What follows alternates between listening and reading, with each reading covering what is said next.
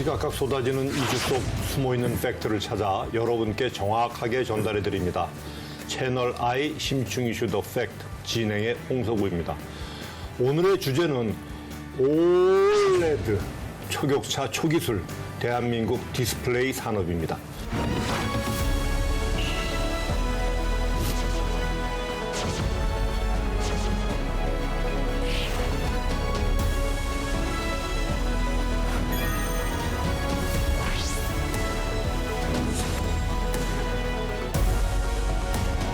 프리미엄 시장 대단한 강세예요. 롤러블 투명 디스플레이도 나옵니다. 스트레쳐블 디스플레이. 세계 최초 영상이 없는 영화관이 있다고 합니다. 각자가 작은 전구예요. 완전히 신기술 혁신적인 영화 상영관이 열린 거죠. 영화 자체로 좀 얘기를 잠깐 옮겨보겠습니다. 어벤져스 엔드게임. 컨텐츠와 신기술이 스크린이 결합되다 보니까 관객 수가 1,380만 명. 스크린 독점이 가능했다. 이런 비판도 있어요. 상영관에 25% 이상을 점하는 걸 볼 수가 없는데 우리는 80%를 점하고 있어요. 자본주의 사회에 돈 벌겠다고 80%를 점유한들. 의식 있는 돈 많은 사람들도 있으니까 시네 큐브라고 아트 영화만 틀어요. 예. 아벤져스 이런 거 안 틀어. 그런 사람이 자꾸 많이 나와줬으면 좋겠고요.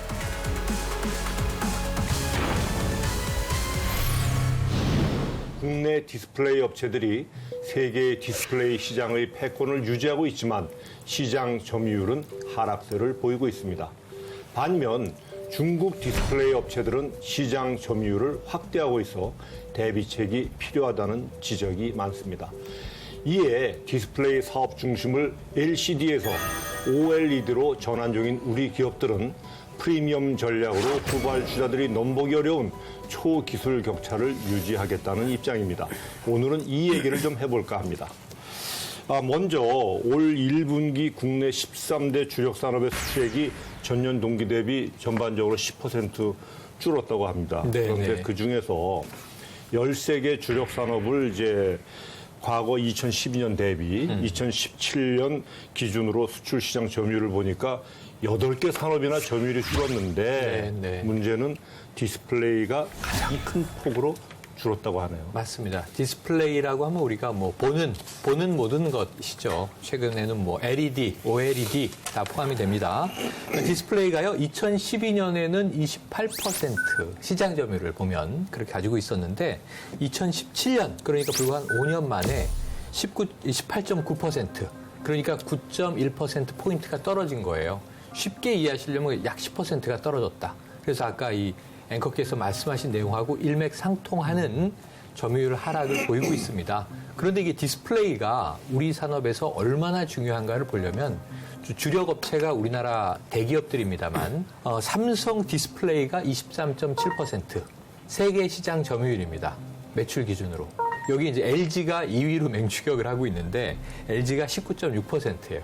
그럼 두 개를 합치면 세계 시장의 43%를 삼성과 LG가 장악을 하고 있는 상태입니다.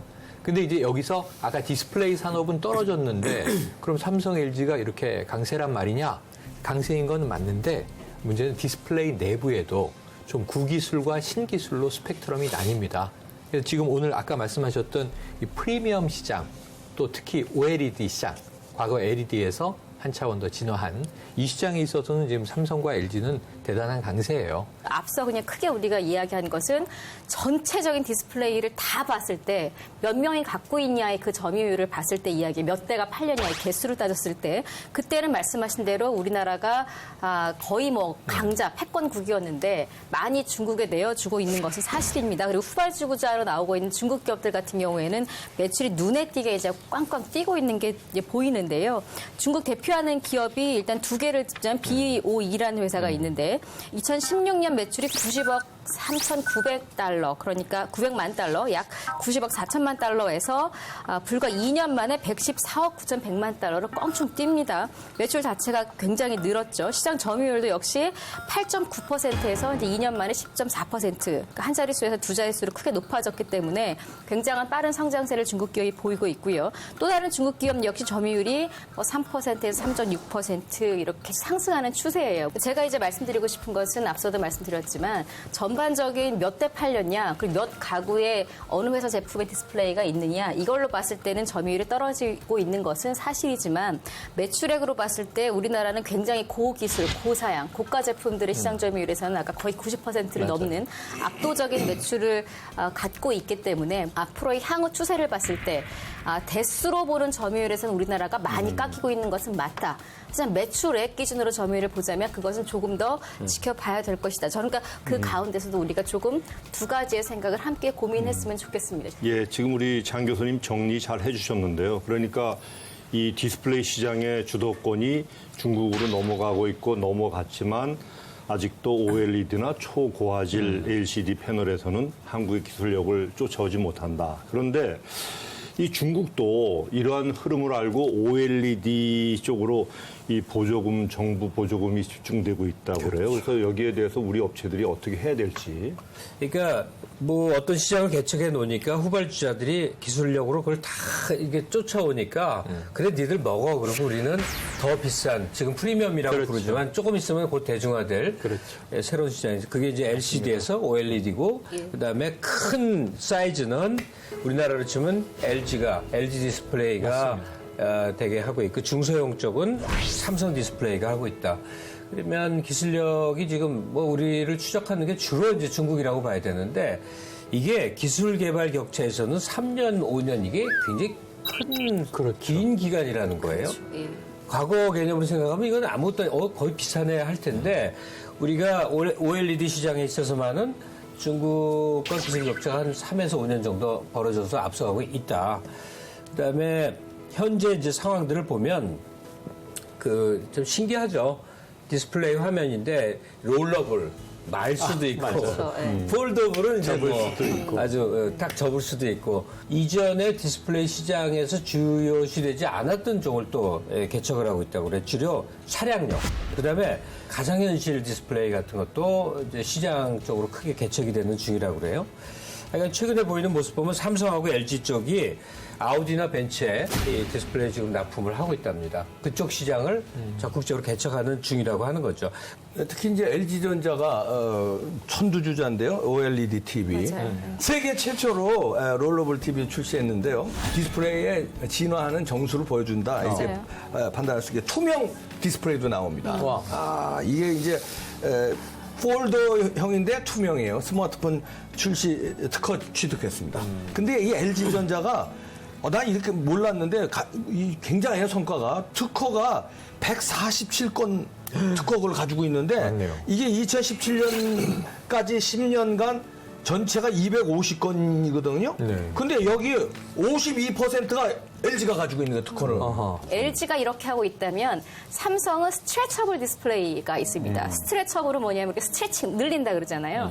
디스플레이가 탄력이 있는 거죠. 그러니까 디스플레이는 원래 딱딱하고 손을 대면 터치 스크린인데도 이게 쑥 들어갔다 나왔다는 안 되잖아요. 그러니까 폴더블 같은 경우는 이렇게 곡선이 이렇게 된다면 물줄기가 흘러내려오는 걸 디스플레이로 직접 시연할 수도 있는 거고요. 어쨌든 디스플레이가 기존의 디스플레이가 아니라 차원이 다른 굳이 우리가 3D 안경을 쓰지 않고도 디스플레이 자체가 어떤 3D 기술을 보여줄 수 있는 이런 상당한 기술을 우리나라에서 이제 삼성과 LG전자가 나가고 있다는 것 굉장히 자랑스러워할 부분이고 이제는 디스플레이가 스마트폰, TV로만 되어 있는 게 아니라 앞서 말씀하셨지만 뭐 내비게이션, 차량은 내비게이션의 디스플레이가 들어가고요. 뭐 태블릿 PC나 노트북 이런 모든 것에 이런 디스플레이가 들어가기 때문에 굉장히 신기술에 우리나라 기업들이 선도를 뺏기지 않기 위해서 굉장히 주력하고 있는 상황입니다. 근데 여태까지 디스플레이 하니까 TV, 뭐 컴퓨터, 또 휴대폰 이것만 우리가 생각을 했는데 드디어 영화 화면에도 드디어 이 디스플레이가 접근을 하게 돼서 세계 최초 영상이 없는 영화관이 우리나라에 있다고 그럽니다. 가보셨습니까? 그러니까 그게 이런 거예요. 이 아이맥스 영화를 요즘에 대작은 아이맥스로 보려고 해요. 왜냐면 시각적 쾌감이 일반하고 또 달라요. 나는 어벤져스를 조금 더 시각적으로 강력하게 보고 싶어. 그럼 아이맥스를 끊는 거죠. 좀 비싸지만. 이것처럼 이제 등장한 시네마 LED가 말이죠. 지금 이 잠실 롯데 그 월드타워 관에 들어가서 2017년 7월에 아마 첫 상영을 했을 겁니다. 그런데 이게 뭐가 다르냐면 그 토토가 보았던 영사기에서 빛을 쏴서 벽에 비치는 그러니까 벽면이라고 하는 것은 그냥 그림을 받아주는 공간이잖아요. 그렇죠. 그래서 은막이라고 부른 거잖아요, 말 그대로. 하얀 백지의 막.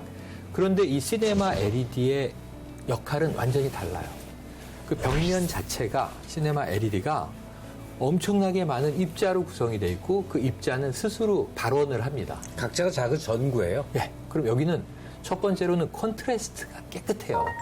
영사기를 쏘는 것과 다르게 명암의 대비가 아주 깔끔하고 그 색감을 표현하는 방식이 훨씬 생동감이 있습니다. 그래서 사실은 이 거리를 두고 영화를 과거 영사 방식의 은막과 지금 시네마 LED로 보면 확실히 화질이 왜 다릅니다. 그랬지? 사실은 이때는 그런 조금은 지금보다는 기술력이 떨어졌지만 그렇더라도 첫 선을 보인 게 의미가 있는 건 세계 최초로 영사기의 영화에서 124년 만에 완전히 신기술 혁신적인 영화 상영관이 열린 거죠. 그리고 이제 LED를 한다라는 건 영사기를 쏘지 않아도 된다라는 건 굳이 일면으로 영화를 볼 필요가 없다라는 거죠. 이렇게 쏘지 않아도 되니까 3면, 4면 뭐 전면으로 영화를 스크린을 걸 수도 있다라는 새로운 기술인데 맞네요. 문제는 여기에서 삼성이 훨씬 더 이제 기술을 더 앞질렀습니다. 그러면서 2020년까지는 전 세계 대형 스크린의 10%를 삼성 그 오닉스 LED 시네마로 만들겠다라는 야심찬 포부를 밝히기도 했는데 현재 삼성 시네마 LED 스크린이 설치된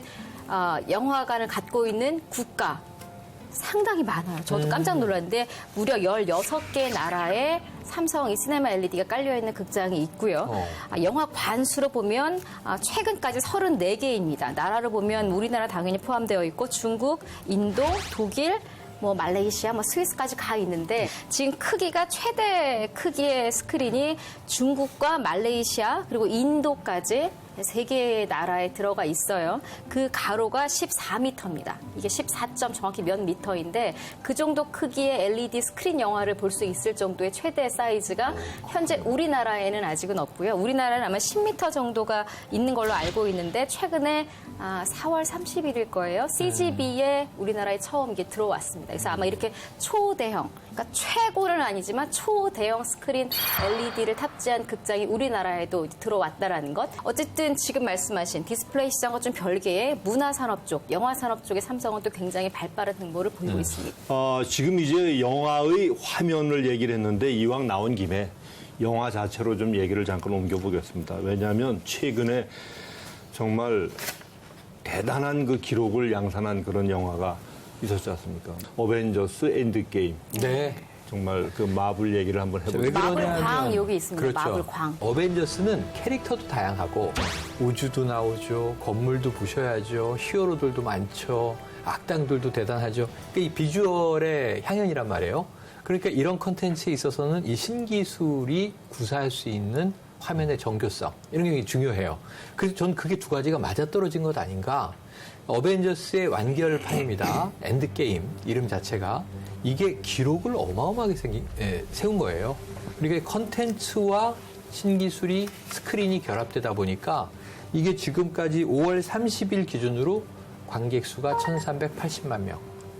이게 우리나라 천만을 넘긴 게 그렇죠. 5명 중에 1명이 갔다는 대단한 거겠죠. 나라예요. 대단한 네. 나라예요. 자, 그런데 어쨌든 이게 아바타가 세운 기록. 2009년에 아바타가 역대 외화 최초로 2,333만 4천 명이 봅니다.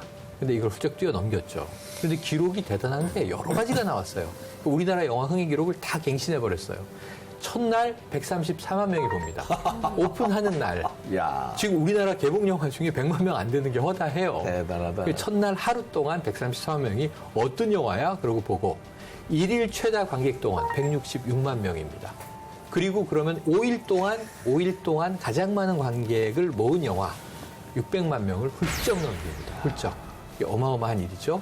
그래서 지금 어찌 보면 최단 기간 1,000만 돌파라는 새로운 역사를 썼어요. 그래서 이 어벤져스 엔드게임이 컨텐츠가 좋기도 하고 스토리가 재밌기도 하고 캐릭터들이 다종다양해서 뭔가 이 감성적으로 우리가 누군가에는 꽂히는 그 소구의 효과도 분명히 있겠지만 이런 신기술의 업적이 더해져서 시너지가 정말 빵 터진 게 아닌가. 꼭 외화다, 이제 국내 영화다 이렇게 볼 게 아니고 네. 그 옛날 좀 지난 유행한데 살아있네 뭐 있잖아요. 쌀아인데 난 한국 사람들 정말 정말 대단한 거. 컨텐츠에 대한 애정. 뭐 예전 같으면 쏠림 현상에 비판했잖아요. 네, 그렇죠. 그런 비판거리도 넘어선 것 같아. 뭔가 우리가 좋아하는 것, 사회 전체가 들썩들썩하면서 뭔가 만들어가자, 뭔가 해보자, 뭔가 즐기자, 놀자에 그냥 온 나라가 조용하지 않은. 보셨어요? 엔드게임? 저는 안 봐요. 그러니까 적응 안 되거든요. 아니 저도 판타지는 안 좋아하는데요. 그래서 잘 안 봐요. 근데 엔드게임은 봤어요. 근데 우리나라 이 민족 뭐 국민성이라고 그러나 때를 좋아해요. 그러니까 때. 그러니까 말하자면 우리 때 쓰는 거? 아니 그 무리죠, 때, 당연히. 왜냐하면 우리는 반찬도요. 서양 음식 보지만 예를 들어 고기, 빵 뭐 이렇게 심플해요. 근데 우리는 밥 한 끼 먹어도 뭐 나물이 한 3개 되고 김치에 국에 찌개에 생선에 뭐 이게 한 보따리잖아요. 이 히어로도 하나 나오는 것보다 때로 히어로가 아주 때로 나오는 걸 좋아해요. 이렇게. 김갑수 선생님께서 이걸 안 보시는 건 잘하는 거예요. 왜냐하면 이게 이 무슨 마블의 이 히어로 영화를 제가 자랑하거나 뭐 추천하거나 이게 아니고 이 MCU라고 불러요. MCU. 이게 세계적으로 좀 공인된 통용된 말인데 약자인데 MCU가 마블 시네마틱 유니버스의 약자예요. 그러니까 마블 마블의 유니버스. 영화적 세계관, 심지어 우주관이 있는 거예요. 그래서 저는 이걸 보면 뭐라고 느끼냐면 엔드게임 끝나고 완결됐는데 미국이 신화를 썼다. 이게 로마 그리스 신화랑 똑같은 거예요. 그러니까 로마와 그리스가 수천 년 전에 그 어떤 개국의 과정부터 무슨 늑대가 자식을 낳고 뭐 이런 우리는 박혁거세 아래서 뭐 왕이 태어나고 이런 거 아닙니까? 그게 쭉 만들어져서 거기 허풍과 과장과 이게 들어가서 중국같이 역사가 오래된 데는 서유기도 있고 인도부터 이제 시작이 된 또 무협지 뭐 양산박이 등장한 수호지도 있고 삼국지도 있고 한데 미국은 불과 3세기가 안 되는 역사 속에서 신화의 빈곤이 있었는데 마블과 DC의 세계관을 가져다가 이게 미국의 신화야. 캡틴 아메리카가 나오잖아요. 저는 김갑수 선생님이 이거 보시면 훨씬 재밌는 게 일반 사람들은 흑인 캐릭터가 있어요. 블랙팬서라고. 와칸다라는 블랙 위도우도 아프리카의 대단한 이 제국을 통치한 왕인데 블랙팬서를 딱 들으시면 많이 듣던 이름인데 이거 미국의 흑인 인권 운동을 했던 말콤 엑스가 이끌던 조직의 이름 아니야? 그러니까 미국의 흑인 역사가 약간 신화화돼서 그렇지. 흑인들의 하나의 이상향으로 블랙팬서가 등장을 해요. 보실지도 모르겠는데. 그러니까 이 그거 역사가 축약돼 있는데 역사를 아는 사람이 보면 해석이 너무 풍부하고 재밌어지고 모르는 사람이 보면 그냥 도대체 그러면 진짜 얘기로 넘어가기 전에 이 어벤져스 게임 자체가 어벤져스 게임 엔드게임 영화가 미국에서만 7억 6천만 달러, 해외에서 26억 달러 넘는 수익, 우리나라 돈으로 3조 맞아요. 원이 넘는데요. 그리고 우리나라는 뭐 예매율이 어떻게 97.8%? 네. 이런 전대미문의 기록을 남겼을 뿐 아니라 이 마블 시리즈 전체가 1억 명을 넘었다고 그러지 않습니까? 우리나라에서. 한번 그 역사를 한번 볼까요? 네, 마블 영화가 저도 이제 상당히 이번에 깜짝 놀랐는데 굉장히 많은 영화가, 다양한 영화가 만들어졌고 우리나라에서 개봉을 했고요. 누적 관객 수가 1억 명을 넘었다라는 건 이제 어마어마한 기록이죠. 근데 최근에 개봉한 어벤져스 엔드게임이 1,000만 명이 아니라 뭐 1,300만, 1,400만 이렇게 넘어가는 뭐 경이로운 기록을 세우고 있는 중이고 일단 이것이 굉장히 큰 파이이고요. 그 다음에 역사적으로 마블 영화가 우리나라에서 가장 흥행을 했던 게 우리나라에서 촬영했다라고 그 화제가 됐었던 그때 그 2015년에 개봉한 어벤져스 에이지 오브 울트론이 1,000만 명을 넘었습니다. 이제 그 외에는 1,000만 명을 넘은 영화가 이제 어벤져스 인피니티 워 주로 어벤져스에 많이 몰려 있고요. 아까 장관님 보셨다는 아이언맨 3 아마 철학적인 내용 이런 걸 봤다면 3가 조금 더 이제 가장 강하지 않았을까 싶은데 그게 900만 명을 기록했고요. 역대로 쭉 봤을 때 일단 2008년에 개봉했던 아이언맨 첫 편이 430만 명을 기록을 했는데 이거는 왜 의미가 있냐면 지금부터 11년 전이잖아요. 이때만 해도 이 정도면 굉장히 큰 그러니까 스크린 수나 사람들 어떤 영화를 보는 이런 걸 봤을 때는 그 당시 430만 명이면 상당히 많은 것이었었고 표가 쭉 나가겠지만 500만 명 넘은 것만 말씀을 드리자면 어벤져스가 처음으로 500만 명을 넘은 707만 명을 기록을 했고요. 이후에 아이언맨 3 그리고 어벤져스 에이지 오브 울트론 그다음에 캡틴 아메리카 시빌 워가 867만 명 닥터 스트레인지 이게 마법사. 544만 명을 달성을 했고요. 그다음에 스파이더맨 홈커밍 역시 500만 명 넘었고 블랙팬서, 어벤져스 인피니티 워, 그다음에 이후에 개봉한 건 대부분 500만 명을 넘습니다. 앤트맨과 와스프, 캡틴 마블, 최근에 엔드게임까지. 그리고 이제 앞으로 개봉 예정인 영화들이 줄줄이 있어요. 이것들은 지금의 추세로 봤을 때는 기본 500만은 넘지 않겠느냐. 뭐 근데 스크린 수도 저는 그렇고 예, 광고도 그렇고. 마블의 팬으로 되게 재밌는 현상이 22개의 시리즈가 연결돼 있어요. 이게 평론이 불가한 영화예요. 아까 말씀드린 대로 입체적인 신화를 만들어 놨으니까 흑인은 블랙팬서를 좋아할 거예요.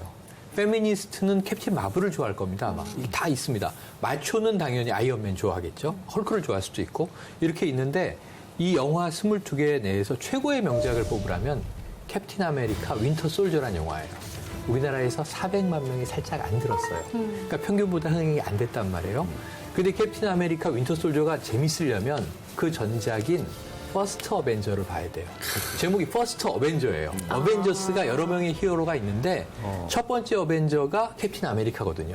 캡틴 아메리카 탄생기인데 이게 51만 명이에요. 맞아요. 굉장히 적었어요. 최저예요. 네. 이 영화를 쓰레기 B급으로 취급했는데 캡틴 아메리카 윈터 솔저를 보고 다시 봐. 오히려 전작을 다시 보면 이게 최고의 수작이에요. 그러면 우리나라가 특히 뭐 미국에서는 뭐 잘 열광을 했겠지만 우리나라 사람들이 특히 마블 시리즈에 열광하는 이유는 뭔지 모르겠어요. 우리 알파체가 제일 잘 아시나? 우리나라의 피와 잘 통합니다. 피와. 그게 권선징악입니다. 간단합니다. 스토리의 내용이. 왜냐하면 악당들이 나오고 주인공들이 우리가 이게 리얼리티를 느끼는 게 그림은 말도 안 되는 옷들을 입고 나오잖아요. 말도 안 되는 가면을 쓰고 나오는데 하나도 이 몰입이 안 돼요. 그런데 그들이 고뇌를 해요. 꼭 이 굉장히 좌절기가 있어요. 아이언맨이 승승장구 안 하고 캡틴 아메리카가 내부의 어떤 트라우마 때문에 적과 상대하지 못하고 붕괴되는 시기가 와요. 이때 이제 관객은 너무 가슴이 아픈데 몰입이 되어 있대. 내 모습이 거기 있거든요. 얻어맞고 피 터지고 처절하게 잘 나가는 줄 알았다가 잘난 척하다가 와장창 무너지고 이길 수 없을 것 같은 강한 적 앞에 괴멸이 되는데 끝은 항상 해피엔딩이죠. 왜냐하면 적을 섬멸하고 악당들, 외계 악당들을 몰아내고 원래 위치로 돌아가고 잠시의 평화를 누리면서 언젠가 저들이 또 올 거야. 이 긴장감을 놓지 않고 끝이 나거든요. 그런데 우리나라 사람들이 가장 좋아하는 건 현실에서 느끼는 부정의, 부조리, 불공정 이런 것들을 어쨌든 영화 속에서는 시원하게 피를 때려주고. 철철 흘리면서 바로 잡아 놓는다. 암행어사 이 출소가 나오는 거지. 세계가 이제 바로 맞춰졌다. 이 카타르시스를 느끼러 가는 겁니다, 결국. 알겠습니다. 근데 이 영화 말고도 마블 로고, 어벤져스 캐릭터 이런 게 뭐 불티나게 팔려간다고 하는데 그게 장난. 산업이야, 산업. 이거 정말 장난 아니라는 표현을 여기다 넣어야 될 것 같아요. 그러니까 되게 어떤 영화의 색깔이 있기 때문에 그와 관련된 제품들에 이렇게 영화 캐릭터가 들어가거나 산업이 발달하는 거는 이해를 해요. 예를 들어 어린이 영화는 어린이 캐릭터 많이 들어가잖아요. 문구류나 뭐 아이들 그렇죠. 장난감. 어벤져스는 그게 이 마블은 그게 없습니다. 정말 갓난아이 제품부터 정말 노년층 제품까지. 그리고 마블 굿즈가 제가 최근에 봤을 때 놀랐던 것은 만년필이었어요. 근데 정가 190만 원 해가지고 맞아요. 그 히어로별로 이게 색깔이 조금씩 다른 거죠. 그런 펜부터 뭐 의상, 장난감 할 것 없이 굉장히 고가에서 저가까지. 문제는 이제 부작용이 조금 있는데 이렇게 아예 상용화돼서 파는 것 말고 깜짝 어떤 브랜드에서 손님을 몰기 위해서 이벤트로 하는 게 있어요. 한정판 뭐 50개, 맞아요. 100개. 이제 문제는 이건데 이런 한정판에 또 사람들이 많이 목을 매지 않습니까? 사재기를 누군가가 해서 몇 배로 치솟은 가격에 파는 또 이런 이제 웃지 못할 혹은 뭐 불편한 부작용들도 있고요. 이러다 보니까 마블의 굿즈는 산업으로서도 엄청난 성공을 거뒀습니다. 그러면 그 덕후 얘기 좀 해보세요. 저 덕후의 그 굿즈 뭐 갖고 계신 거 한번 얘기 좀 해보세요. 갖고 뭐가 있는 게 예를 들면 피규어예요. 예를 들면 피규어, 예. 늘 보다 보면 이게 영상 속에 있는데 실체로 느껴지잖아요. 판타지지만 현실을 접어들어서 녹아드는데 아날로그로 만지고 싶은 거야. 그래서 그걸 가장 1차적으로 채워주는 게 피규어예요. 피규어. 피규어는 그냥 조그만 또 큰 또는 아주 조그만 열쇠고리. 그래서 저는 가방에도 달고 예를 들면 그걸 뭐 이제 차 안에도 달고 그러면 나는 스파이더맨의 동족이야. 아니야, 나는 아이언맨의 동료야. 그러다 요즘에 요즘에 제가 패도 저러고 있는 거예요. 네, 큐덜트죠, 큐덜트. 그런데 이게 후드티가 요즘 페이스북을 보면 기가 막힌 게 많아가지고요. 스파이더맨 후드티 가격도 얼마 안 해요. 베트남이나 차이나에서 만들었겠죠. 그 주문을 하면은 몇 주 있다가 오는데 그래도 입으면 만족감이 있어요. 근데 혼자 입어요. 왜냐면 이걸 입고 나가면 비난받을 것 같은 느낌이 드는 거죠. 그래서 제 요새 최고의 굿즈를 하나 찾았습니다. 아이언맨 헬멧이에요. 바이크를 탈 때 아이언맨 헬멧을 쓰면 그 안에서 나는 아이언맨이 돼 있는 거야.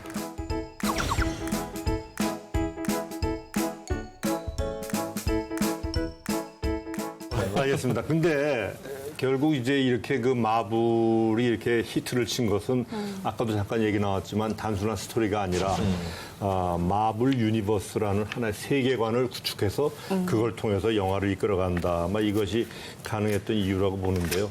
그런데 그 직접적 계기는 결정적 계기는 2009년 디즈니가 마블 코믹스를 네네. 합병한 그때로부터 거슬러 간다고 하네요. 네, 아까 논픽션이란 영화를 얘기해 주셨지만 그 내용이 이런 거예요. 종이책에 미래가 있는가? 이북으로 넘어가지 않는가? 아니야, 난 이북보단 손으로 넘기는 종이책이 좋아. 뭐 이런 논쟁이거든요. 그렇죠. 이 마블 코믹스와 DC 코믹스, 미국 최고의 이 회사들은 저는 어릴 때 이 미국에서 나온 만화책들을 수집을 했어요. 그건 이제 아버지나 할아버지가 미국 출장을 가시면 스파이더맨을 꼭 사다 주세요. 배트맨을 꼭 사다 주세요. 그럼 이거 만화책 가판에서 팔았어요. 미국에서는. 그 70년대예요. 이 종이책으로 만화를 보면서 이 스토리에 몰입하던 활자와 이미지 세대와 이 영상으로 작동하면서 영화를 보고 열광하는 건 다릅니다. 그때는 정지 화면이었고요. 지금은 이제 활동하는 화면인데 이게 바로 디즈니와의 합병으로 가능해졌다. 사실은 7, 80년대에 미국 만화 출판업에 위기가 오면서 이 스탠리라고 하는 편집 리더죠. 그러면서 대표 작가입니다. 이 사람이 판권을 다 팔아요, 여기저기. TV 시리즈로도 만들어지고, 뭐 인형도 만들어지고, 조잡하게. 또 영화도 만들어지는데, 이때는 완성도도 그렇고, 만족스럽지 않았어요. 그런데 이제 2009년 이후에 본격적으로 대자본 블록버스터와 수십 년 미국에 쌓여있던 컨텐츠, 이 마블이 가지고 있는 캐릭터들의 수가 10,000개 가까이 된다 그래요. 9,000개 정도의 캐릭터가 있다고 해요. 미친 듯이 만화가들이 그려냈어요. 근데 이 위기가 올 때 메인 만화가들이 떠나요. 이 스튜디오를 떠나요.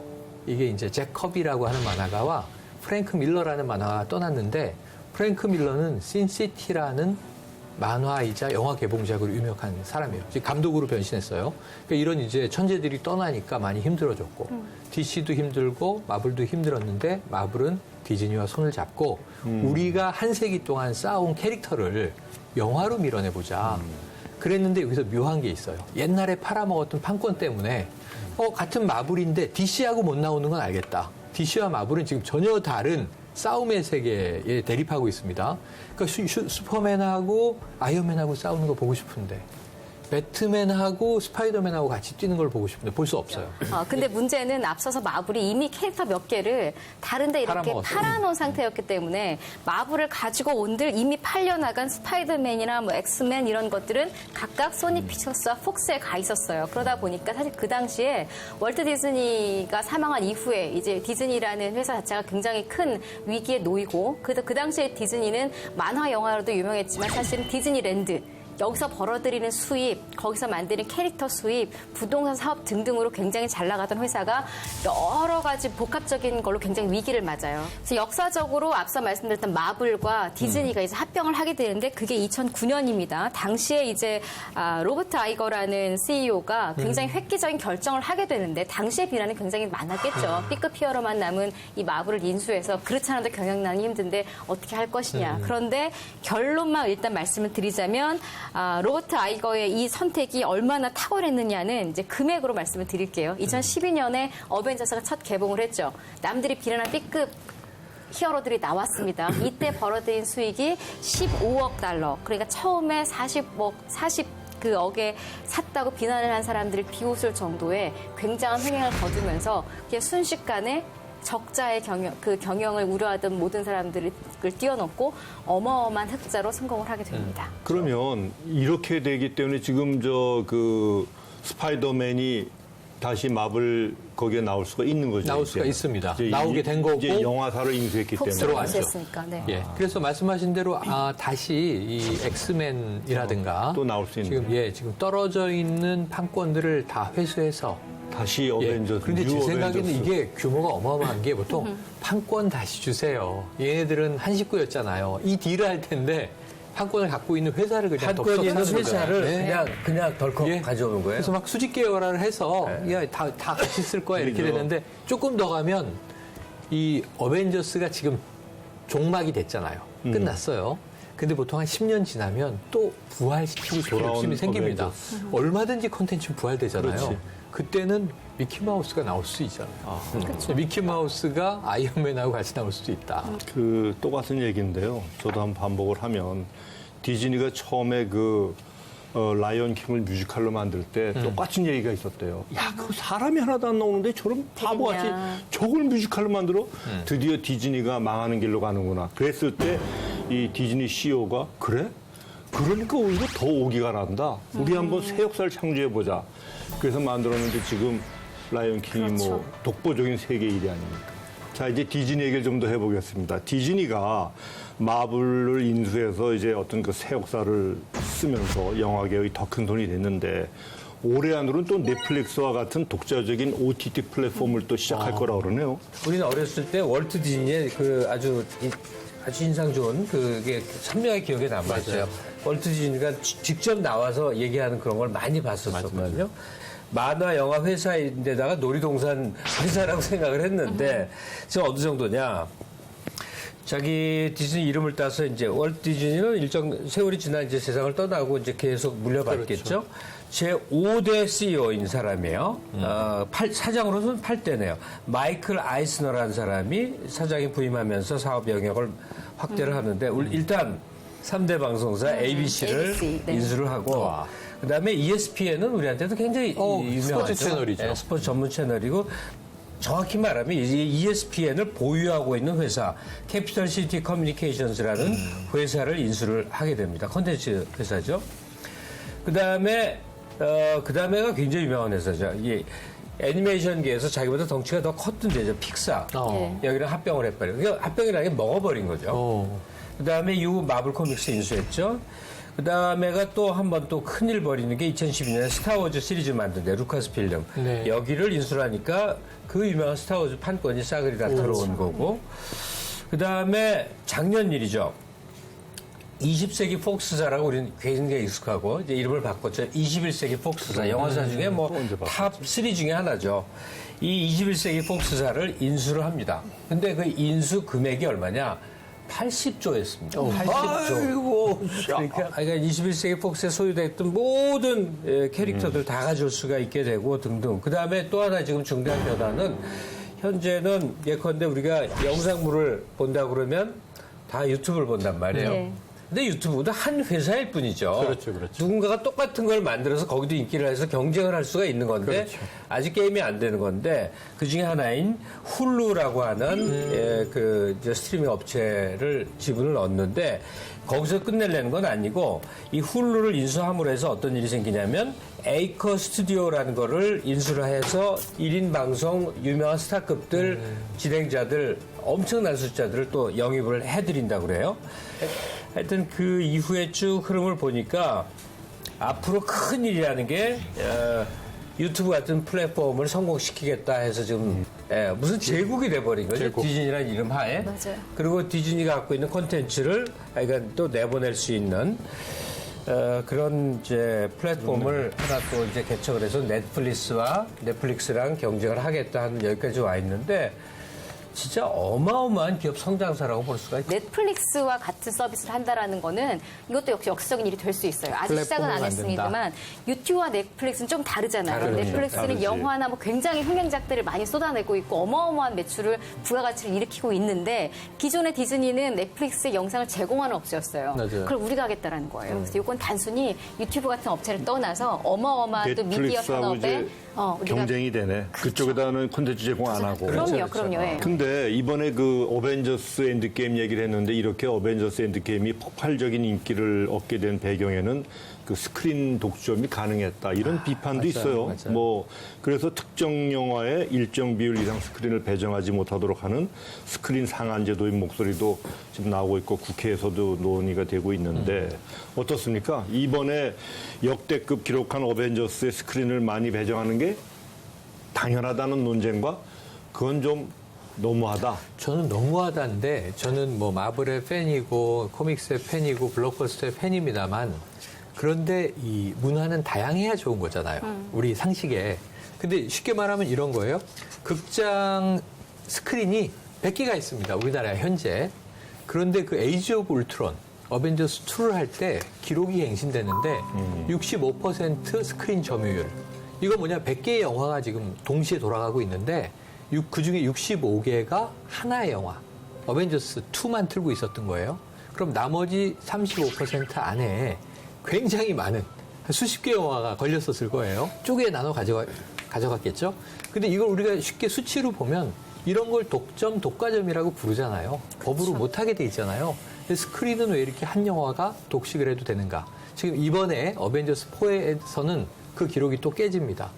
100개 중에 80개를 어벤져스 4만 틀어요. 그럼 저는 어벤져스 4를 지금 3번 봤잖아요. 4번 보고 싶은 욕구도 있어요.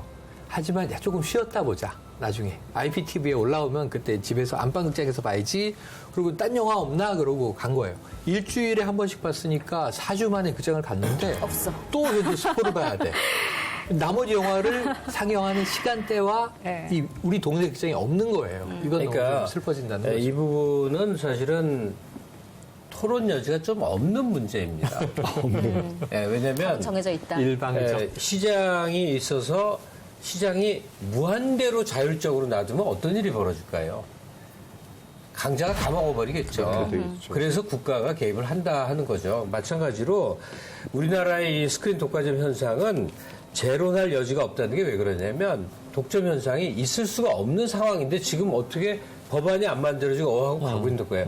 어떤 선진국도 특정 영화가 상영관에 25% 이상을 점하는 걸 볼 수가 없는데 우리는 80%를 점하고 있어요. 지금 제도가 없는 거죠. 그러니까. 뭐 아무것도 통제가 안 되는 거죠. 그냥 말로만 영화인들이 거의 뭐 피맺히게 얘기를 하는데 하다가 저는 우리나라에서 가장 많은 양질의 이 영화의 제작에 돈을 대는 그 회사를 절대 미워하지 않습니다. 그 회사가 너무 중요한 역할을 하고 있다고 생각이 들어요. 우리가 잘 알고 있는 대기업이에요.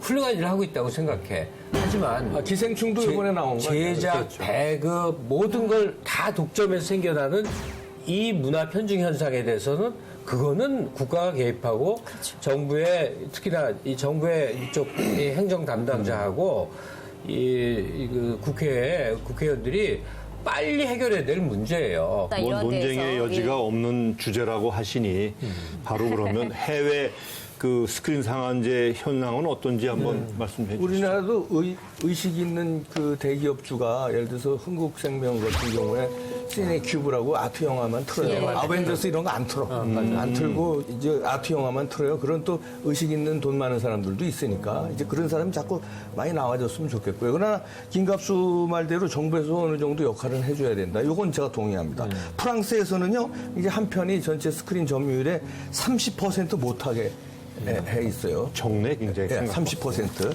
그래서 이제 좌석 점유율이 근데 극장 측에서 아니 그렇게 못하게 하니까 좌석 점유율이 안 되면 그 극장에 정부에서 지원해 줍니다. 니네 그 어벤져스 못 틀어서 돈을 좀 덜 벌었으니까 그 지원을 해주는 거예요. 이런 것도 괜찮다고 봅니다. 일본의 경우도 25% 초과하지 못하도록 했는데 특정 영화가 그리고 이제 도호나 도웨이든 일본 대기업이 있어요. 여기 그러거나 CJ, ENM 우리로 말하면 뭐 롯데 이런 거 같은데 근데 제작, 배급, 상영 이걸 동시에 함께하는 자사 영화 몰빵해주기 이런 거는 거의 일본에서는 찾아보기 힘듭니다. 제가 사실은 여기서 중요하게 보는 건 뭐냐면 자본주의 사회에 그 돈 벌려고 하는 회사들이 돈 벌겠다고 80%를 점유한들, 90%를 점유한들 못 보는 사람들 보기 위해 좋은 좋아하는 소비자도 있을 수 있는데 왜 너희가 감나라 배나라 하느냐라고 비난이 있을 수도 있겠지만 문화라는 것은 특히나 이런 것들은 사람들의 마음이나 정신세계나 이런 것들을 이끌어갈 수 있는 굉장히 중요한 컨텐츠거든요. 그렇죠. 그렇기 때문에 그냥 자본에 맡기기보다는 저는 앞서서 맞습니다. 프랑스가 법으로 만들고 뭐 일본에서 스스로 사업체들이 자각해서 이렇게 하겠다라고 하는 게 굳이 뭐 자국 산업을 살리거나 소비자들을 생각한다기보다는 그 안에 조금 더 정말 이 영화나 이런 문화는 더 깊은 의미가 있다는 걸 알기 때문에 그러는 것 같아요. 우리 좀 그게 필요한 것 같아요. 예, 이 한국적 현상이나 특색이 있거든요. 우리 독서 인구가 인구 규모에 비해서 그렇게 큰 나라가 아니에요. 근데 과거에 이제 책을 많이 읽던 시절에 나왔다 하면 100만 부입니다. 100만 부 베스트셀러가 아주 흔히 있었어요. 많았어요. 책을 굉장히 많이 볼 것 같잖아요. 사실 그게 아니라 100만 부 책만 보고 나머지 싹 죽어버리는 거예요. 맞아요. 그런 편식이 있으면 안 되는데 지금 영화가 똑같은 현상이 지금 벌어지고 있는 거거든요. 삶의 다양함, 가치관의 다양함, 인생관의 다양함 속에 세계가 조화롭게 어우러지는 건데 만약에 그렇게 한쪽으로 편식된다 그러면 그게 수많은 갈등의 원천이 돼요. 근데 지금 책 대신 수많은 사람이 영화를 보는데 한 작품만 보고 있다? 사실은 얼마나 많은 지금 영화들이 쏟아져 나오고 독립영화 중은 얼마나 많은데 사람들이 다 기회를 놓치고 있는 거예요. 그리고 또 우리 대중의 경각심도 필요한 게 유행하는 영화면 다 보지만 유행하지 않는데 걸작이고 내용 있는 것들은 그냥 또 아무 관심 없이 안 본단 말이죠. 이제 국가도 국가지만 이 기업들도요 지금 많이 노력을 해요. CJ 사실은 뭐 몰빵에서 좀 비난 많이 받는데 CJ 극장에서 보면요 옛날의 아트 영화들 지금도 흥행이 되든 안 되든 뭐 예를 들어서 압구정전 같은 데를 계속 틀어줍니다. 그리고 고은하 씨가 운영하는 곽정환 감독, 곽정환 감독 서울극장도 옛날 아트 영화들 그런 것들이 흥행이 안 되더라도 계속 물론 어벤져스도 틀고 또 관이 여러 개 있으니까 거기서 계속 틀어줘요. 그러니까 그런 노력들도 또 인정해줄 건 인정해줄 필요 있습니다.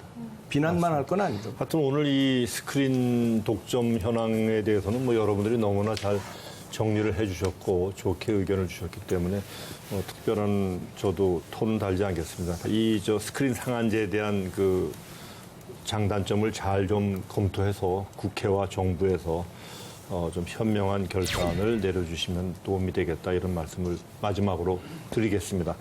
지금까지 OLED 초격차 초기술 그리고 영화 산업에까지 뻗어가는 대한민국 디스플레이 산업 이런 것을 주제로 얘기를 나눠봤습니다. 오늘도 여러분들의 임팩트 있는 한 줄성을 듣도록 하겠습니다. 먼저 우리 김갑수 선생님부터. 하여간 기술 발전 속도를 어떻게 따라잡는지 또 마블 영화 이게 막 돌아가는 걸 어떻게 다 알고 사는지 도저히 세상의 속도를 따라가지 못하는 저 같은 사람도 있거든요. 이 스모키의 노래 중에 What Can I Do 그런 노래가 있습니다. 나 어쩌라고. What Can I Do 나 어떻게 그거죠 딱. 네. 또 이봉규 저는 그런 걸 뭐 고민할 필요 없이 자기 개인이 내가 보고 싶은 영화 보면 되고 보고 싶은 영화를 대형 상영관에서 안 하면 찾아서 버스 타고 지하철 타고 가면 되는 거니까 그 라틴송에 그 될 대로 되라 있어요. 키사스 maybe perhaps 이런 뜻인데 siempre que te pregunto que cuando como y dónde 디스플레이 산업부터 영화까지 이야기를 했는데 일단 이제 순간적으로 떠오르는 노래 어릴 때 봤던 슈퍼특공대 주제가 일단 노래 부르겠습니다. 슈퍼맨 용감한 힘의 왕자 배트맨 로빈 정의의 용사 디스플레이 시장에서 우리 삼성전자와 LG전자도 용감한 힘의 왕자로 계속 자리를 굳건히 지켰으면 하는 바람입니다. 좋습니다. 그다음에 최영일 평론가님. 이런 노래 아시나 모르겠네요. 돈 500원이 어디냐고 난 고집을 부렸지만 사실은 좀 더 일찍 그대를 그런 노래가 있어? 보고파 조조 할인. 아직도 생각나요. 조조 할인? 이게 이적과 이문세가 부른 조조 할인의 한 구석인데 기술도 진화하고 콘텐츠도 좋아지지만 제일 중요한 건 누구랑 보느냐입니다.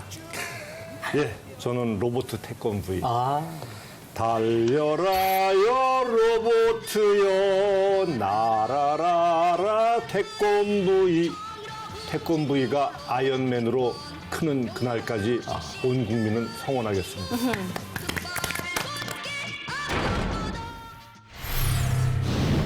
심층 이슈 더 팩트 오늘 준비한 내용은 여기까지가 되겠습니다. 다음 시간에도 더 깊이 숨어있는 팩트를 찾아 돌아오겠습니다. 여러분 감사합니다. 감사합니다. 수고하셨습니다.